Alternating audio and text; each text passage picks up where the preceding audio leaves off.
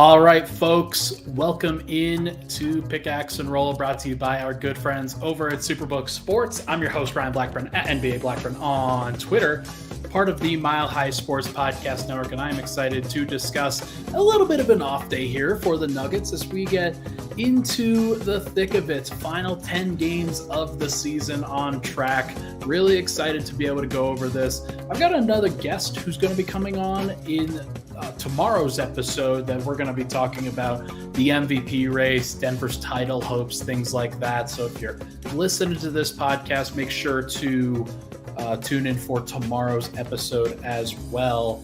But we've got a lot on the docket today. Really appreciate everybody for hopping in. I usually do this in the recap pods, but I wanted to make sure to go over the record for Denver as we kind of approach the final stretch here. 10 games left in the regular season, and Denver's done the majority of their work, and it's obviously been very positive with what they've done.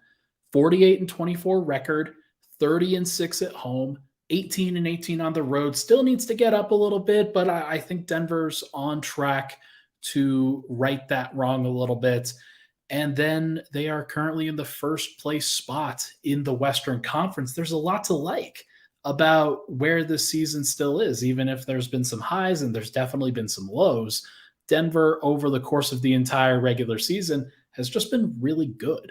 And Nuggets fans, I know they get caught up in the minutia of it. They understand just how much the swings can really affect the franchise. But think about where Denver is right now, and then think about where everybody else must be, because Denver is still like they have the first spot in the Western Conference with a bullet because everybody else has been screwing around.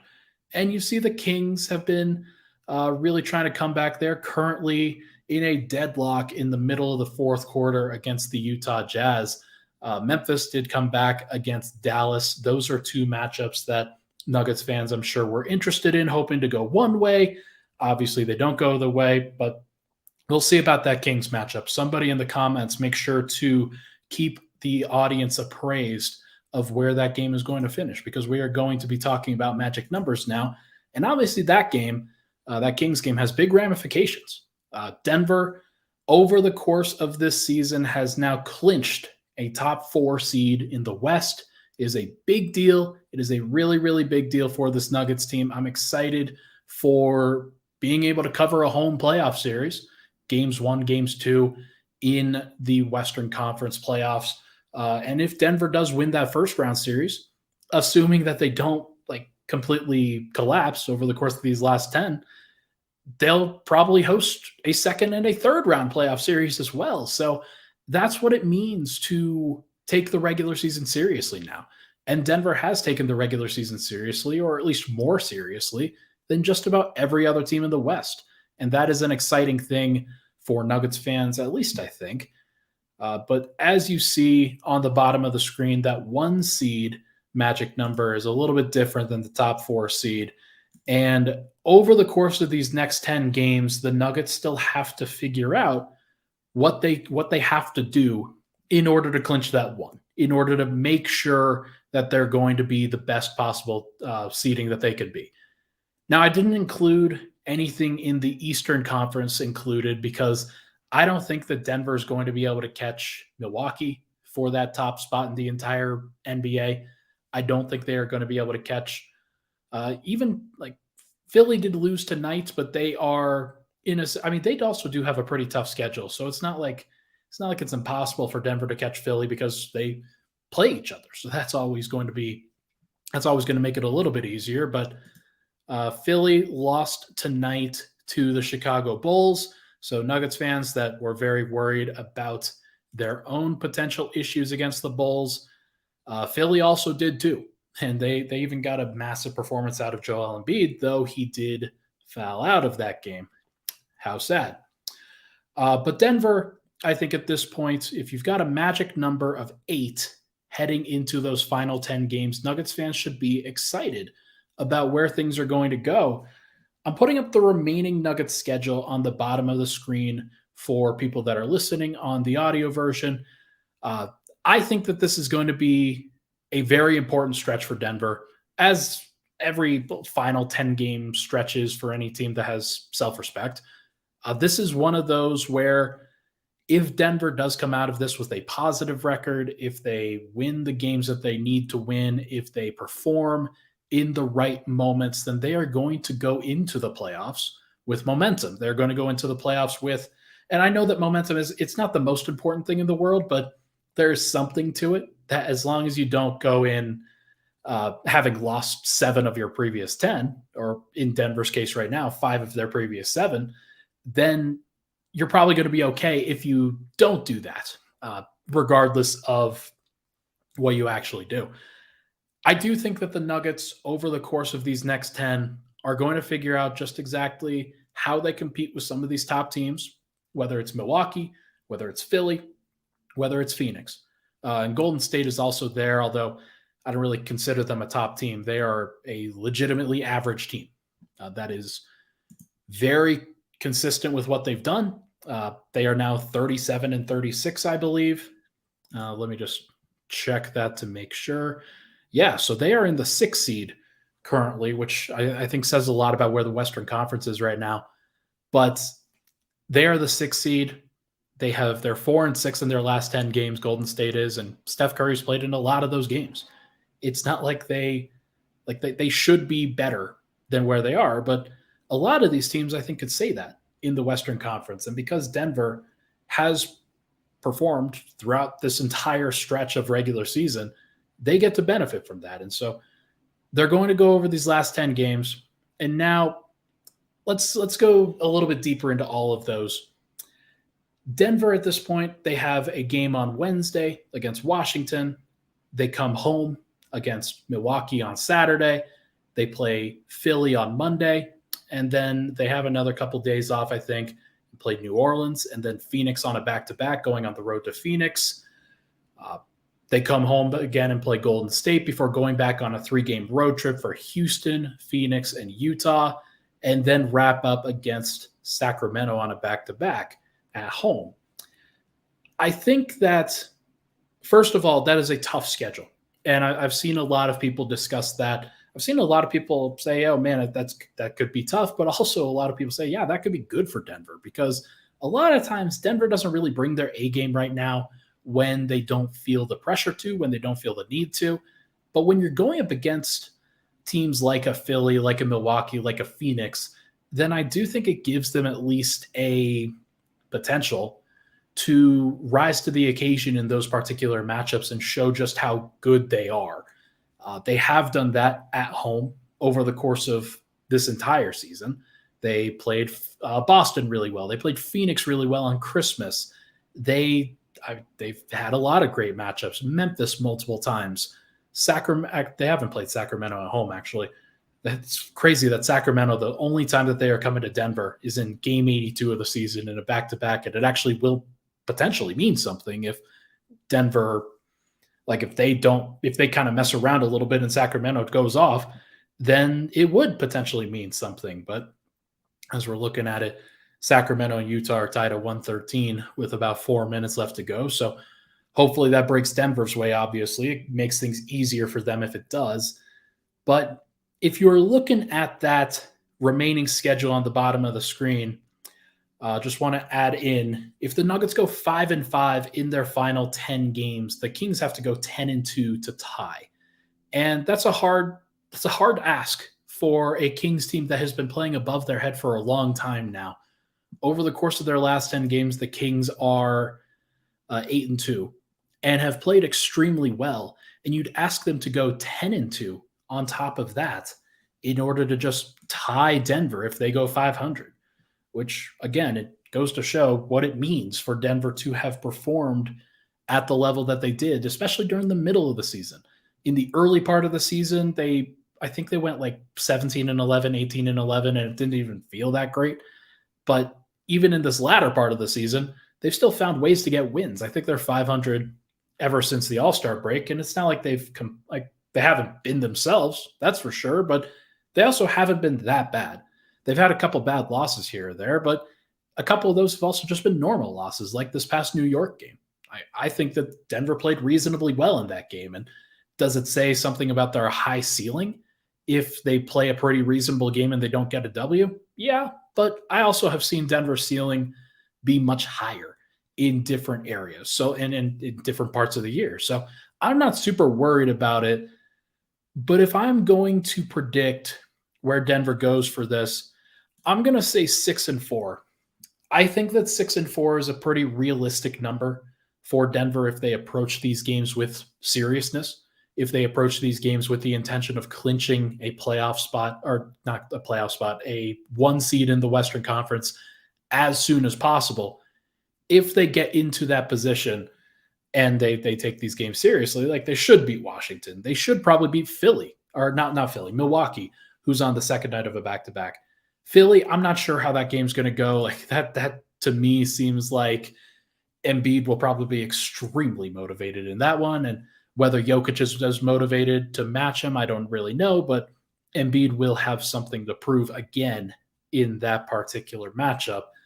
But if Denver were to go, let's say 3-1 across this upcoming Washington, Milwaukee, Philly, and New Orleans stretch, then they are putting themselves into a position where over the course of the last 6 games, that they only have to win another 3 games. They only have to go 500 over the course of that stretch. And what that says to me is that you can then rest. You can then put yourselves into a position where you don't have to sell out in order to become the best possible seed. You can still rest a little bit in those final couple of weeks. It doesn't have to be going completely crazy in order for Denver to just prove to everybody that they are the best team. I think that a lot of people will want Denver to go full bore. I think that people will want Denver to go as close to 8-2, 9-1, 10-0 as they possibly can. I don't feel that way. I think that Denver's team goals over the course of these next few weeks should be getting healthy and staying healthy first and foremost. But beyond that, it's going to be about, I don't know, strong showings in individual games. You don't necessarily have to show up against Phoenix on a back-to-back. It would be cool, but Denver doesn't have anything to prove to Phoenix specifically. Phoenix has to rise to Denver's level. They don't have to, like, Denver doesn't have to rise to Phoenix's level on the second night of a back-to-back on the road. That's just not how it works. If Denver can have these good showings against Milwaukee, against Philly, maybe against Golden State when they come back from that Phoenix back-to-back, then they will put themselves into a great position where they prove that they can match up with different teams and different elite players and still be extremely capable, extremely competitive. Does Denver have to go 3-0 in that stretch? No. 3-0 against Milwaukee, Philly, and Golden State? No, they wouldn't have to do that. I wouldn't ask them to do that at all. But the most important thing is that Denver shows up in those times, in those particular matchups. And then Denver should try to clinch the 1 seed as soon as they can. Do they have to do it like in the next 3 games? No. But clinching it as soon as possible gives you more flexibility on the back end of that, where you can rest Jokic, you can rest Murray, you can rest Porter, you can rest KCP, all these guys that could probably need, Aaron Gordon especially. I think that Denver, over the course of these next 3 weeks, is going to mostly focus on the health aspect of things, as well as tightening up different actions and different levels of execution. They're not going to focus on record. The record will happen, and Denver will get the wins that they need to, as long as they just like show up and bring at least a serious nature to it. They don't have to be perfect in these games. They don't have to be great in these games. They just have to be good most of the time. And they'll beat New Orleans. They'll beat Golden State. They'll beat Houston. They'll beat Utah. They'll beat some of those teams. And if they get things started off with a win against Washington in this next game on Wednesday, then they'll have a great place to show up and just know exactly what they've got to do over the course of these final 3 weeks. Taking advantage of the opportunities that you have is the most important thing. And if Denver has an opportunity, they shouldn't squander it. They had an opportunity against San Antonio, screwed it up. They also had an opportunity against New York. And even though I was more positive about that game from the level that Denver played, they still couldn't get to that elite level. And as a result, they lost that game. So Denver's got to find a way to get to elite level performance at least a couple times over the course of this last 10 game stretch. You don't want them to play like horribly, but you also don't need them to play elite for all 10 games. You've just got to find pockets of time. And then tightening up the rotation, figuring things out. That would be the most important thing from a kind of a schematic standpoint, is mostly just finding out which guys you trust heading into a first round playoff series. Now, if Denver is going to play for a first round, a second round, a conference finals, a NBA finals, then there's going to be plenty of time for other guys to step up across what's going to be 2 months of actual time. It's not going to be like they're running out of time to incorporate somebody, and just because somebody doesn't play well at the beginning that they can't play well at the end. Denver has at least a little bit of a runway there if they take things seriously, if they are as focused as they need to be on these individual games as they can be. First round series, whatever it is, they should win it. There's no doubt in my mind that they should win it. And if they can do so in, 5 games, it'll give them time to game plan for the next series. And it'll give them a little bit of rest time in between those couple things. So it's mostly just about being elite at the little stuff right now that sets you up for success going forward. So we will see whether they can do it. But for now, let's take a break. When we come back, we are going to discuss individual goals for these Nuggets over the course of these final 10 games of the season. But first, this podcast, as you know, folks, it's brought to you by our good friends over at Superbook Sports. Make 2023 the year you beat Vegas. Superbook Sports gives you the chance every single week to go head-to-head with the best odds makers in Las Vegas. No fancy computer algorithms, no guys across the pond setting lines for American sports. Just the best team of odds makers in the business behind the counter at Superbook in Las Vegas. Plus, Superbook features some of the best odds boost and promo bets anywhere. So make sure to download the Superbook Sports app or visit superbook.com and start your battle against Vegas right now. Visit superbook.com for terms and conditions. Gambling problem, call 1-800-522-4700. We'll be right back on Pickaxe and Roll.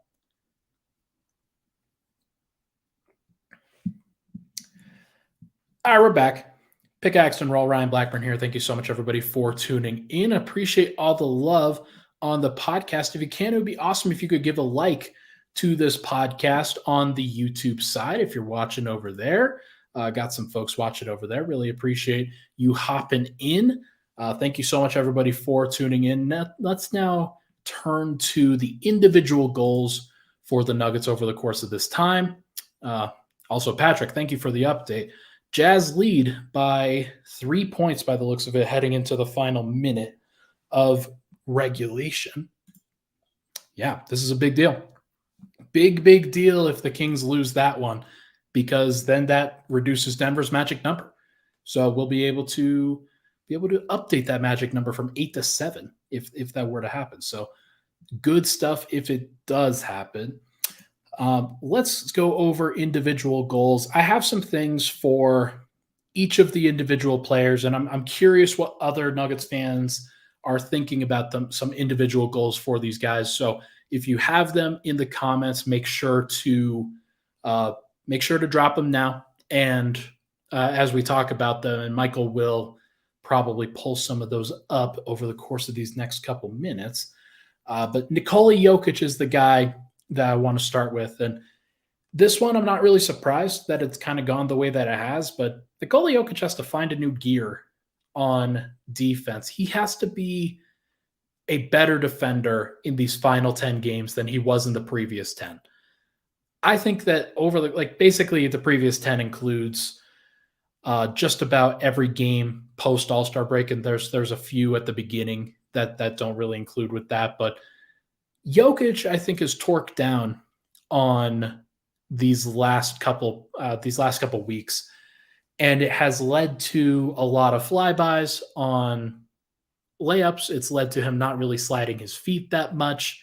He has been a little bit of a sieve on the defensive end, and it's also like one of the reasons that Denver lost the New York game was because of his lack of defensive rebounding. And a guy like Mitchell Robinson really outjumped him, put him into a really tough position to succeed on that end. So I think that he's got to find a level of care on the defensive end, and he's got to execute it really well. There are going to be some specific matchups over the course of these last 10 games where he has an opportunity to really do that. And I think if he goes 0 of 4 on those individual matchups, and those being Milwaukee, Philly, Phoenix, Golden State. He's got 4 separate, I guess it's 5 separate games because they play Phoenix twice. He may not play in that second game. He may not play in the first game. But I do think that over the course of those 4 games, 4 different matchups, there are opportunities for him to show what he can do in those matchups without really overextending himself too far. It's mostly just about giving effort on whatever scheme the Nuggets ask him to play. And a lot of what they've asked him to play over the course of these last couple of weeks is just straight drop, is to not be as aggressive on the ball and to kind of lay back a little bit at different points. I do think that in general, Denver's obviously at their best when he's playing at the level, when he's playing aggressively. And as Swipa Cam and I talked about on the last Weekends with Swipa episode yesterday, make sure to go check that one out too. We talked about the defensive scheme that the Nuggets were using with Jokic against Brooklyn, where what he was doing during that stretch was switching out onto Spencer Dinwiddie, onto whoever the ball handler was, and then the nearest guard, basically, or the nearest perimeter player, would then come double, and Denver's defense would try to rotate behind it. They would try to prevent Jokic from getting isolated against, but also put themselves into a position where they could reshuffle the rotations again and put themselves into a position where all they had to do was to get to the next man. And it wasn't that complicated. It wasn't that crazy. It was a peel switch, a peel pick and roll, X out basically. And it worked. And what he did during that stretch was really good. And I thought he had some really great moments against Brooklyn, even against New York at times, where his defense wasn't really the issue. It was just more the defensive rebounding in that particular one. But he has that level, and I think he can get to that level pretty consistently. It's mostly just about setting him up and putting him into a position where he can succeed in the limited defensive schemes that he can play. Although Denver is getting a little bit more creative with him, and they are putting themselves into a position where they could try new things in the playoffs, at least to try to get through a quarter or a 6-minute stretch or a possession here or there. There's going to be a lot of opportunities for Jokic to step up to the plate on that, and he's going to have to do it. I'd like him to find some of that gear now while still reserving some of that effort for the playoffs, of course. Don't want to go too crazy. I want to, Patrick McMahon says Jazz win, and that reduces the Nuggets magic number to 7, because what it's going to do. So the Kings will now move to 43-28, even though the Grizzlies are 44-27. Even if Denver ties the Grizzlies, then Denver already has the tiebreaker guaranteed. So Sacramento, Denver doesn't have the tiebreaker over them just yet because they've split the series 1-1. And as long as Denver exceeds them, then they're going to have that magic number be at 0. But so if Denver goes now 5-5 the rest of the way, the Kings are 43-28. So they would have to go 10-1. 10-1, yeah, to pass Denver. I think. Or is that true? No, they'd have to go 10-1 to tie Denver. So Denver's in a great spot, folks. They're in a great spot. And I think Denver's going to clinch the 1 seed here relatively soon, but it's still it helps to get some help like that. And then I think the Kings also play Boston tomorrow night. So hopefully Boston can do one good thing and actually help out Denver. Okay. Finding the next gear for Jokic. I did want to bring up one thing. Response curve says they have to pass him the ball in the low post for him to be more aggressive in the scoring department. I'm not sure that's entirely true. I really do think that sometimes you don't have to be in the post. You don't have to be and Denver has done this before too, where you don't have to be in the post in order to score.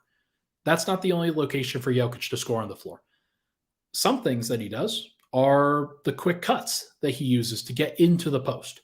And sometimes he goes for it, sometimes he doesn't. And Denver obviously has to look for him on those, but Murray hits him on those all the time. Aaron Gordon hits him on those all the time. KCP is working on it. MPJ is working on it. There are lots of times where Denver and Jokic specifically can set himself up to score without having to get into the post. Sometimes it is taking the shot on the floater, and he'll pass out of that a lot of the time when he doesn't want to shoot. When he pump fakes and drives past the three-point line, sometimes he just needs to take the three. Sometimes he needs to be comfortable taking that three. But there are different ways to have Jokic be more aggressive. And he's just got to look at the basket. He's got to look at it with the intention of scoring. And there are a lot of times over the course of this last game against Brooklyn is a really good example where it took him a little bit, but then he really locked in kind of in the middle of that third quarter and basically put the game away. It took a massive run for Brooklyn to even get it close, but it was just he doesn't have to do it all the time. It can be a 6-minute stretch. It could be a 3-minute stretch or multiple 3-minute stretches throughout the game where he just goes into Super Saiyan mode basically and does his thing. So I think that he can do it. There's no doubt about it. And he probably should do it a little bit more consistently. Tom says Jokic's low usage rate does illustrate his unbelievable greatness. The ball is never in his hands long. He's either scoring or passing in an instant with lightning quick decisions. I agree. And it shows the greatness of his brain. There's no doubt about it. There are times where he's going to have to hold the ball. There's times where he's going to just have to make the one-on-one play, and he'll have to trust himself more than he trusts others at some point. And it's just going to depend on what it looks like. But I think that obviously I think he's fantastic, people. I think he's going to turn up in the playoffs. If you listen to the last Weekends with Swipe Up pod, you'll know I predicted him to average about 30, 13, and 7. So, what are we doing here? It's crazy. It's crazy to even possibly think that. So, let's now go to Jamal. I also want Jamal to find the next gear on defense. I think that he has really tapered it off over the course of these last couple weeks as well. There have been times where he has stepped up. I think the Memphis game is a really great example of what it looks like when Jamal is absolutely locked in on the defensive end. I don't think that physically he can do that over the course of a full 48 minutes. I don't think that he could do that over the course of a full playoff series, but there are going to have to be times where he ratchets up the intensity, makes it so that he's not getting bullied in the post or he's not getting back cut or there's a lot of other detail stuff, but a lot of it is just fighting through screens, staying attached, not giving a damn who else is trying to screen you, trying to score on you. It's just taking the assignment as it is and being good with it. I thought he did a great job against Mikal Bridges in this last game. I thought that was a pretty solid performance by Jamal. And they actually put KCP on Spencer Dinwiddie. And I thought that was a great move for Denver. Now it can be better, and Jamal is going to have to step up in those moments for sure. He's going to have to guard Chris Paul in a playoff series against Phoenix. Against Golden State, he's going to have to guard probably Clay.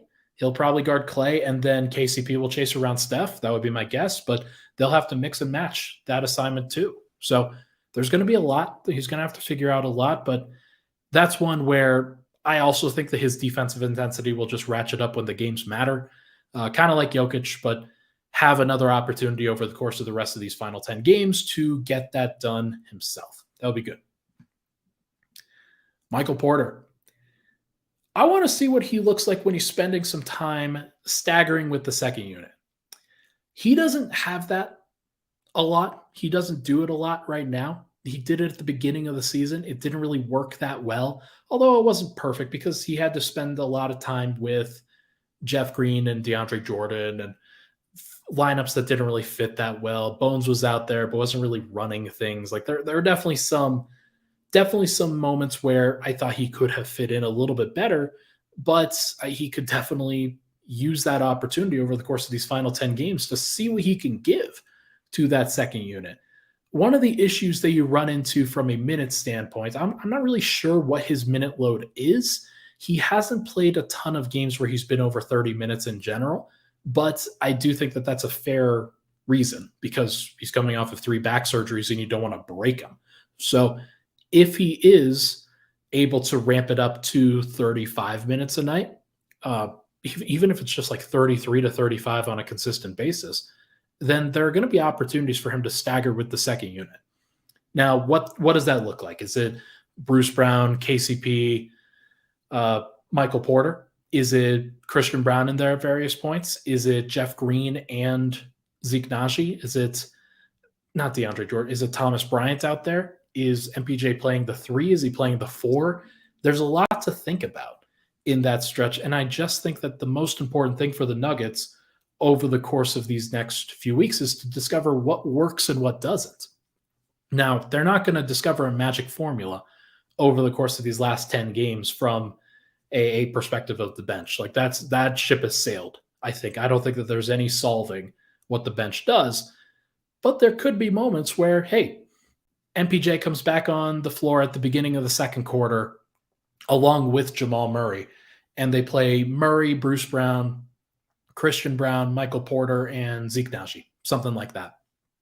And you just run pick and roll with Murray and Zeke, and then you have Bruce Brown, Christian Brown, and Michael Porter spacing the floor, cutting, running in transition, switching everything. There's a lot to like about it. So I hope that they can get to that. I hope that they can find out some things because he could definitely use that experience a little bit. Thank you for the compliment, Diego. I really appreciate that. I'll just throw that up on screen. Really appreciate it. Okay, let's go Aaron Gordon now. This one's pretty easy. Aaron Gordon's 15% from 3 since the All-Star break. He's made 4 total threes.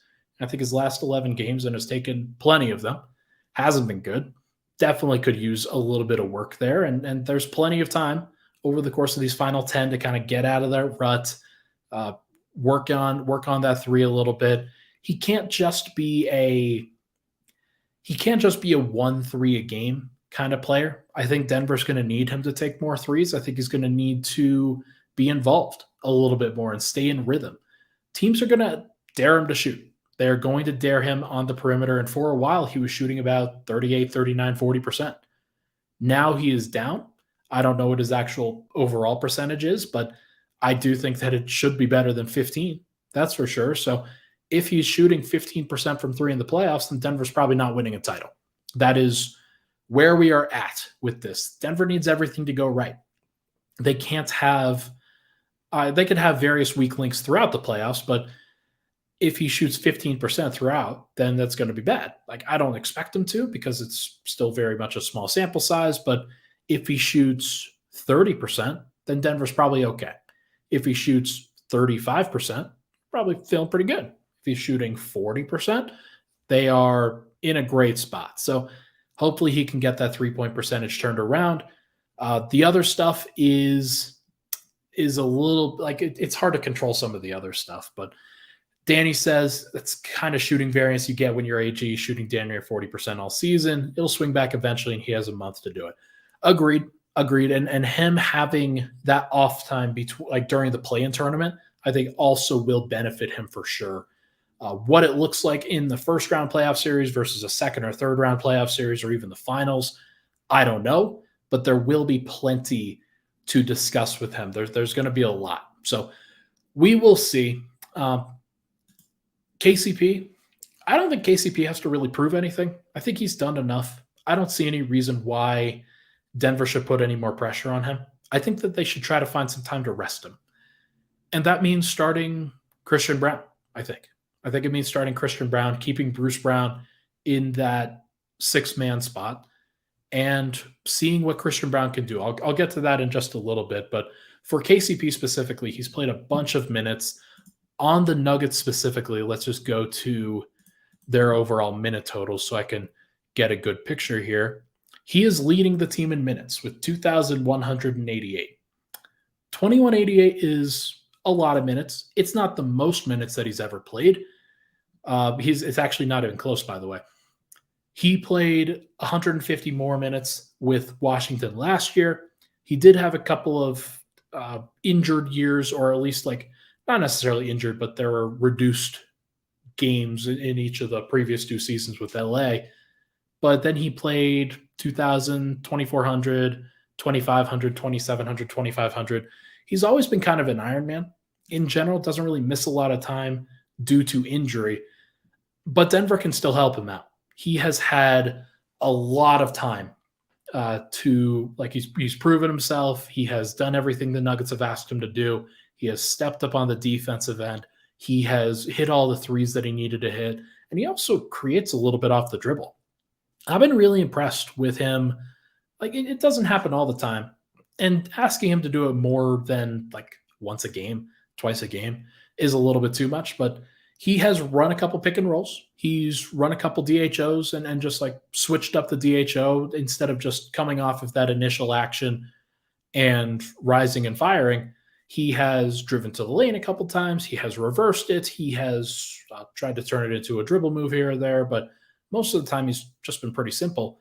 But there are also times where he is like hitting step back threes and dribbling into pull up threes and driving off the lane and I'm not driving from the 3-point line and pulling up from the mid range. Like, there's a lot to KCP's game that he's showing right now, and it's exciting. It should be a very exciting thing for Nuggets fans. So I think that he's going to be great in the playoffs. I'm really excited for that. Denver should save him. They should try to get him some rest heading into the playoffs, put him into a good place mentally, and just let that run its course.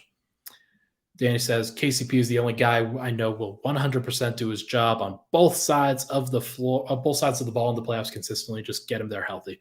I'm with you, man. I think it makes a lot of sense. I think that Denver, they don't need that much from KCP. They need him to fill his very specific role. And if he can do that, then that's all it is. That's all it needs to be. Rapid fire here before we get out. Gone through the starting lineup now. Now let's go. Bruce Brown. Just got to lock in and be better offensively. I haven't liked what I've seen from Bruce over the course of these last couple of weeks.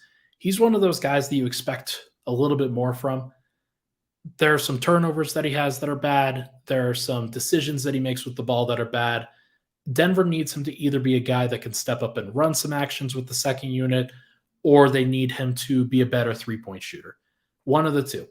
Because if Murray steps up and he's running the second unit, then if Bruce Brown is out there, then he's got to hit the spot up threes. He's got to be able to cut. He's got to be able to slash and be a better like secondary creator. Hasn't really done a lot of that, although there are times like he's had a couple of games where he had a pretty high assist total, but over this last game, it wasn't very impressive at all. And he also kind of got on full tilt when he got a bad call he got a bad non-call that affected him. He should have gone to the free throw line. And he let that affect him, and he let that affect the rest of his game during the fourth quarter. So he can be better. He can absolutely be better, and I think he needs to lock in. Denver needs him to be at least another dribble creator. They don't need a whole bunch of stuff. Like they're going to still focus on running things through Jokic.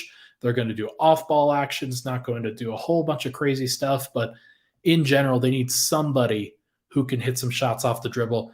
And for the love of God, just not the floater. Like, not the floater, please. That's my only request. It has not worked this year. And I do think that as KCP has really stepped up, Bruce Brown, I think, has kind of fallen back to earth over the course of these last few weeks. So hopefully that can change. Hopefully he locks it in the playoffs and Denver can be even better. Christian Braun. I want to see him play extended minutes with Jokic and Murray. This is more of a kind of a wishful thinking thing because I don't think that it's actually going to happen. But if KCP does get that off time, I would want Christian Brown to be the guy who starts because he's going to need some reps where everybody knows exactly what he's going to do. Everybody knows what they're expecting from him. And there's also something to be said about, hey, you've got a 6'7" two guard now. You don't have a 6'4" or a 6'3" two guard if you are Bruce Brown. Like Jamal's 6'4". If Christian Brown is at 6'7", if he is switching everything, maybe he's at the point of attack, defending at the point of attack and helping out Murray, then there's a lot to like about some of those rotations and some of what he can provide going forward. So he provides another wrinkle for what Denver can add in the playoffs. And I think that there could be matchups where Christian Brown is way better for it than Bruce Brown. And Christian Brown will play more minutes. So is it going to actually happen? No, because Michael Malone will probably just trust the vets. But there will be matchups where you're hoping that Christian Brown plays a little bit more because of his size.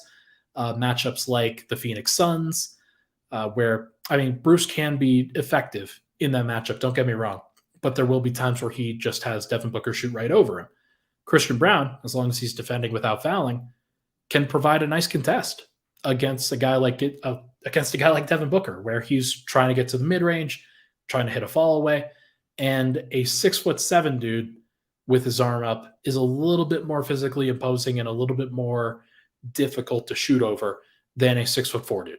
So that's just kind of how it works. So Denver's going to have to figure that out with him. And Vlatko and Zeke. I want to see these guys play. I want to see these guys do what they can do over the course of these final 10 games. If you can get good action from Vlatko and Zeke over the course of these next, 10 games, then maybe they are the missing pieces for that bench unit. Maybe they are the guys that you need in order to switch everything, in order to run good stuff, play locked in defense, and then turn it into offense in the transition area. But also, I think they've been better and more connected on the offensive end than Jeff Green Thomas Bryant has, than Jeff Green Vlatko has, than like Aaron Gordon could play next to Zeke Naji, and then you probably have your best switchable 4 or 5 duo that you could possibly get. So I want to see Vlatko play. I want to see Zeke play. I want to see those guys really show out. And we're going to see. We're going to see what it looks like. But I do think that, well, it's hard to tell because Jeff, there are some things that he provides. And I think he's been playing pretty well over the course of these last couple of weeks. But I also think that Vlatko's just a better player and should be playing more consistently and also provides just a little bit more of a three-point spacing element. Although Jeff Green's hit a couple threes over the course of these past few games. He has been pretty good from a floor spacing perspective, just not as impactful in the other aspects. So we will see what it looks like. Jeff, I have him as rest up for the playoffs. 35-year-old veteran. Definitely wanted him to be at his physical peak. And if he has to go up against Giannis and Embiid and switch out onto Devin Booker and chase around Steph Curry and guys like that, I think there's a possibility that he can play in a couple of those matchups, but I also would like to see what Vlatko looks like in some of those too. If Denver can come to at least to terms with Jeff over the course of these next couple games, I think that he can still play in the playoffs. He could still have a series where he really impacts things, but he doesn't have to be an everyday player. He has to be a guy who helps out the collective. And it doesn't mean that he has to play every night. There are going to be matchups where he should play every night. And I think that there are some games where, especially in a first-round series, it would not surprise me if Denver really goes to Aaron Gordon, Jeff Green, Nikola Jokic lineups. And those lineups really worked last year for the most part, as long as they didn't have to chase around the Golden State Warriors. So if Denver could match up with that, then there could be a lot of times where they get the back cuts and Jeff Green gets free points and Aaron Gordon gets free points off of Jokic passes. There's a lot to like about that configuration, but it's something that you can break out. It's not something that you have to, you don't have to try it out now. Denver knows how to run that. So I would rest him. I would put him into the best possible physical condition that I could if I were the team. And then finally, Reggie Jackson and Thomas Bryant have to figure it out. They have to be guys who now fill in the gaps. They are not guys who are going to play every night. It's just a fact. Reggie Jackson's not going to play every night. He has not been good enough. Thomas Bryant, not going to play every night, has not been good enough. If Zeke Naji can stay healthy, if Bruce Brown can lock in offensively like I talked about, then those guys are better options for what the Nuggets need because they provide better defense. They provide better switchability. There's a lot to like about those particular matchups, whereas with Reggie Jackson and Thomas Bryant, I'm not really sure. I'm not really sure because they haven't really been able to find synergy with each other, let alone with the rest of the team. So if Denver could find out what they have with those guys and whether they could really step up in a playoff situation, then great. I haven't been impressed. They're mistake prone. They are guys that the effort kind of waxes and wanes. Even with Thomas Bryant, I was a little bit surprised about some of the lack of fight that he had on the defensive glass at various points. So it's a lot to figure out. It's a lot to take in. But in general, I do think that those guys probably not going to play in playoff situations unless it's kind of an in case of emergency thing where, I don't know, let's say Bruce Brown collects 3 first quarter fouls. Maybe you throw out Reggie Jackson out there and you play Reggie Jackson, Christian Brown, and Jamal Murray together, and you try to figure it out that way. But we'll have to see. We will have to see what it looks like. I'm excited about these final 10 games. I think that Denver is well positioned to clinch that 1 seed sooner rather than later. But we will see. Michael, hit that outro music for me. Everybody, that is going to do it for this episode of Pickaxe and Roll, brought to you by our good friends over at Superbook Sports. Thank you so much, everybody, for tuning in. Appreciate all the love and support on the podcast. I'll be back tomorrow. Dan Favale of Bleacher Report is going to comment on the MVP race, on Denver's title chances, and I think he has a unique perspective to be able to share with the audience as well that isn't just corrupted by being a Denver Nuggets media member. So we should be good. Should be a lot of fun. Thank you so much, everybody. Hit that like button on the way out. Thank you so much, everybody, for tuning in. We'll talk to you guys tomorrow.